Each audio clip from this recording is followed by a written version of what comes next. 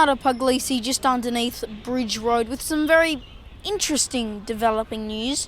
Now, some local residents may have heard some loud music going on, a bit of a boombox subwoofer, if don't mind me saying that.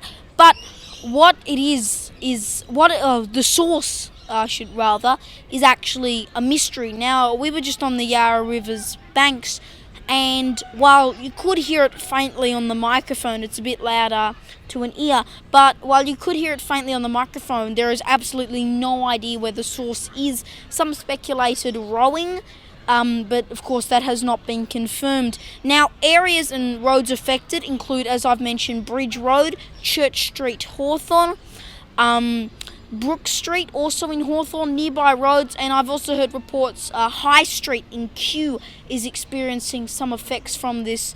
But once again, if you've got any idea what this could be, comment down below, because we're just trying to investigate what this music is.